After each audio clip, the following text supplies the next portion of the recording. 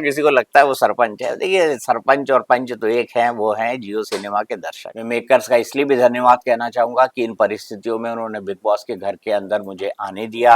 अरमान भाई आपकी तो दो दो है, मुझसे तो एक नहीं संभलती, ये बात मैंने जी, उनको कही थी और मैं जी। वाकई कह रहा हूँ, मुझसे एक नहीं संभलती अभी भी। और जो लोगों को लगता था ना बिग बॉस झगड़ा कराता है, बिग बॉस में मारपीट होती है, बिग जी, बॉस में गालियां चलती है, ऐसा कुछ नहीं करके आया हूँ। बहुत संयम के साथ ये दिन बिताए हैं जी। और मुझे इस बात की बहुत खुशी है। Hi guys, welcome to IWM Bus and today we have Deepak sir with us. So firstly Deepak sir, हम खुश नहीं हैं आपको बाहर देखते हुए, हम चाहते थे कि आप पर टॉप मैं तक बहुत जाए। खुश हूँ, मैं बहुत खुश हूँ कि मैं बाहर हूँ और मैं बहुत खुश हूँ। मैं एक महीने बिता के आया हूँ। मैं बहुत खुश हूँ कि मैंने लोगों के दिल में जगह जी, बनाई है। मैं बहुत खुश हूँ कि देखिए क्या होता है कि जब आदमी किसी नई चीज को करने के लिए जाता है ना, तो दिल में कई सारे मन में कई जो है सवाल होते हैं। जी, कुछ बटरफ्लाइज भी चलते हैं दिमाग के जी, अंदर कि कैसा होगा कैसा होगा। एक महीना बिताया है, एक महीने रहे, बहुत अच्छे रहे। जिंदगी में हमेशा इनको चेरिश चेरिश करूंगा, एंजॉय करूंगा। जी, और जो लोगों को लगता था ना बिग बॉस झगड़ा कराता है, बिग बॉस में मारपीट होती है, बिग जी, बॉस में गालियां चलती है, ऐसा कुछ नहीं करके आया हूँ। बहुत संयम के साथ ये दिन बिताए हैं जी। और मुझे इस बात की बहुत खुशी है। सबसे ज्यादा ये सवाल पूछा जाता है क्या बिग बॉस स्क्रिप्टेड है? आप क्या इस पे कहना चाहेंगे? बिग बॉस सॉरी, अब आपका सवाल मैं ठीक से क्या बिग बॉस स्क्रिप्टेड है? नहीं। सबसे बिग ज्यादा बॉस सवाल ये पूछते हैं बिग ऑडियंस। बॉस बिल्कुल स्क्रिप्टेड नहीं है। बिग बॉस में आप इवन जो इंटरेक्शन आपका लेवल जी, जीरो होता है किसी भी आदमी के साथ, जब आपका कोई इंटरेक्शन ही नहीं है, जब आप मिल ही नहीं रहे हैं, जब मेकर्स आपसे बात करते हैं, दो अलग अलग टीम आती है जियो और एंडेमॉल की, वो आपको ये तक नहीं बताते हैं कि अंदर घर में आपको कौन मिल सकता है कौन नहीं जी, मिल सकता है, जो गपशप चल रही होती है। तो स्क्रिप्टेड की तो बात ही छोड़ दीजिए, जी, स्क्रिप्टेड को तो मीलों दूर मान लीजिए आप। और आप बताइए अनिल कपूर के साथ हमारा जो वीकेंड का वॉर होता है, उसमें भी अनिल कपूर कोई हमारे सामने नहीं आता है, हमें टीवी हम्म, के थ्रू उनको देखते हैं। तो हमारा इंटरेक्शन बिल्कुल जीरो होता है। बिग बॉस कोई स्क्रिप्टेड कोई अगर कहता होगा तो मैं बोलूंगा कि वो सबसे बड़ा मूर्ख इंसान है। उसको चीजों को एनालाइज करने या चीजों को देखने का नजरिया उसको उसका ठीक नहीं है। जी, मैं ये कहना चाहूंगा कि बिग बॉस को स्क्रिप्ट करना इम्पॉसिबल है। ये एक रियलिटी शो है और उसका फॉर्मेट ही उसकी जान है। जी। सर मैं सबसे पहले ये सवाल पूछना चाहूँगी, जब आप गए थे घर पे तो आपने सबके इंटरव्यूज़ लिए थे, सबसे उनकी उनकी लाइफ़स्टाइल जानी थी। आपको लगा था कि उस समय वो चीज़ जब आप जान रहे थे, वो आपको काम आती गेम में और वो आप अच्छे से यूज़ भी कर सकते थे, लेकिन आपने काफ़ी फेयरली गेम भी खेला है। आपने अरमान को एक चीज़ पूछा था उनकी 2 शादियों को लेकर। मुझे लगा कि शायद आपको अरमान से कुछ गिले-शिकवे हैं या बिकॉज़ आपका और स्टार्टिंग में अरमान जी का काफ़ी हमने नोक-झोंक देखा था। वो क्या मुझे था? मुझे अरमान से कोई गिला शिकवा नहीं था। हाँ, मैंने अलग-अलग तरह से अलग-अलग लोगों के इंटरव्यू किए थे, क्योंकि जी, मैं ये जानना चाहता था कि उनकी कि वो किस तरह के इंसान हैं। लेकिन इसके अलावा मेरा एक बड़ा मकसद ये था कि जो कंटेस्टेंट है उनकी पूरी ज़िंदगी एक जी, रियल फॉर्म में, एक इंटरव्यू के फॉर्म में आम दर्शक भी जान पाएँ। जी। मेरा मकसद जियो सिनेमा के दर्शकों को, जो कंटेस्टेंट आए हैं, उनकी ज़िंदगी के खट्टे-मीठे अनुभव बताना था। हाँ, कुछ बात मैंने फ़नी करने के अंदाज़ से कही, जी, क्योंकि आप मेरा इंटरव्यू कर रही हैं, आपको पता है फ़नी चीज़ें जी, दर्शकों को कितनी पसंद है। तो मैं अरमान से मज़ाक किया करता था कि भई अरमान आपकी तो दो, मैंने उनको इंटरव्यू में बोला था, इनफैक्ट जो कर रहा था उनके साथ, हाँ, मैंने बोला था, "अरमान भाई आपकी तो 2-2 हैं, मुझसे तो एक नहीं संभलती।" ये बात मैंने जी, उनको कही थी और मैं जी। वाक़ई कह रहा हूँ, मुझसे एक नहीं संभलती अभी भी।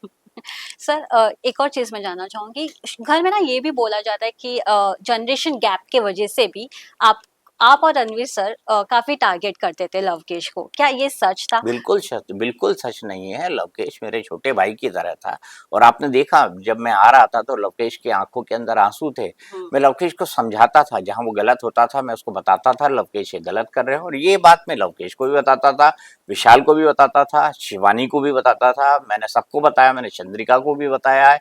शिवानी पहले दिन जब नॉमिनेट हो गई तो उसको नहीं पता था क्या करना है, कैसे करना है। वो बिल्कुल जिस तरह से बोलते हैं ना एमेच्योर खिलाड़ी की तरह वो जी, आई थी। लेकिन मैंने उसको समझाया अपना लड़ाई तुमको खुद लड़ना होगा, मैंने उसको समझाया। मेरे ख्याल से वो वीडियो फुटेज अभी उपलब्ध होगी यस, और मैं हर किसी को समझाता था। मेरे अनुभव का लोग फ़ायदा उठाएँ। अगर एक अनुभवी इंसान घर के अंदर है, जी, तो कैसे विपरीत परिस्थितियों में चीज़ों का सामना करना है, मैंने उनको सिखाने की कोशिश की। हाँ, थोड़ी बहुत बिचिंग तो चलती है, थोड़ी ऑफ बहुत क्या कोर्स ब बिग बॉस बिचिंग त हाउस। बिग बॉस हाउस अरे भाई घर में ही बिचिंग होती है।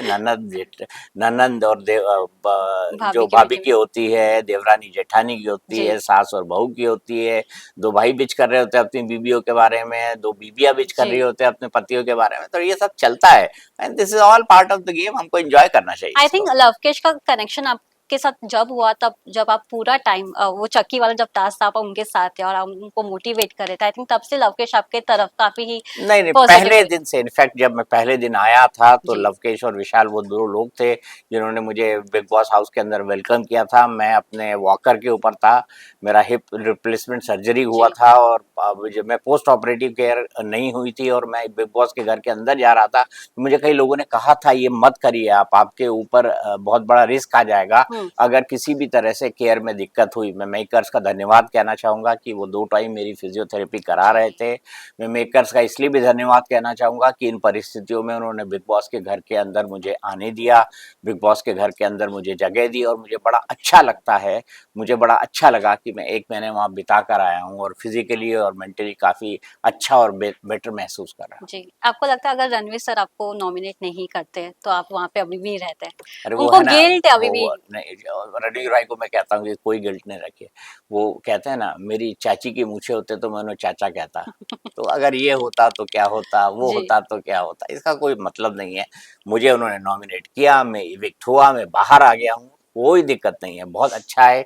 This is all part of the game और या गेम में तो ये सब होता ही रहता है। शिवानी आपको च्युइंगम चाचा बुलाती थी, आपको कैसे अब आप? तो मैं उसको चाची 420 बुलाता था, तो हमारा ये रिलेशन था, बहुत जी अच्छा रिलेशन था और हमेशा इसी तरह से चलता रहेगा। और मैंने इनफेक्ट कहा था, हम्म सना मकबूल भी मेरी च्युइंगम की बात करती थी, तो एक बारी टास्क के अंदर जो है हमको ये बताना था कि कौन जो है आपको पसंद नहीं करता है, इस तरह का कोई टास्क था। तो उन्होंने मुझे च्युइंगम चबाते रहते हैं ये कोई रीजन दिया था मुझे नापसंद करने का और मैंने हम्म सना मकबूल को उस वक्त कहा था, मैंने कहा था मेरी दोनों बेटियों ने सुना ना तो ये कहेंगी ये देखो सना मकबूल ट्रू भी बाबा की चिंगम के पीछे पड़ गई, और एग्जैक्टली वही मेरी बेटियों ने कहा था, मुझे बाद में मालूम पड़ा। जी। तो होता है। आपको लगता है अरमान काफी ही कमांड करते हैं घर में, वो सरपंच बन के घूमते हैं घर में? ठीक है, अच्छी बात है अगर किसी को लगता है वो सरपंच है। देखिए सरपंच और पंच तो एक है, वो है जियो सिनेमा के दर्शक। जी वो जिसे जिताएंगे वो जीतेंगे। कोई आप अपने आप को सरपंच मान ले, मैं अपने आप को देश का प्रधानमंत्री मान लो, उससे क्या होता है? फैसला तो दर्शकों को करना है। जी। लास्टली ऑडियंस के लिए क्या कहेंगे जो इतना प्यार दे रही थी आपको ये जर्नी में?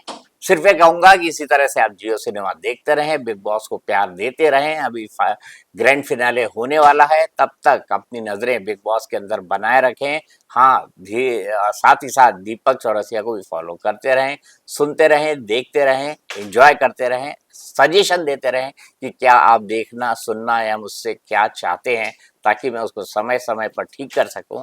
और ये जो इंटरव्यू है ना जो इन्होंने लिया है एडम, iwmbuzz.com के लिए, ये बड़ा शानदार है, इसको एंजॉय करिएगा। Thank you so much sir. Lastly sir मैं एक चीज जानना चाहूंगी, आप टॉप 3 किसे दिखते हैं? देखिए जो अच्छा खेलेगा वो आएगा। मैं तो ये मानता हूँ अभी घर में जितने हैं जी वो सब टॉप 3 में जाने के हकदार हैं, और जो अंतर होता है ना वो बड़ी छोटी छोटी चीजों से जी। अंतर होके लोग निकलते हैं। तो मुझे लगता है कि अभी सब जितने भी हैं वो टॉप टॉप में ही है, और जो बेहतर खेलेगा वो टॉप 3 में निकल कर आएगा। Thank you so much sir and all the best. Thank you.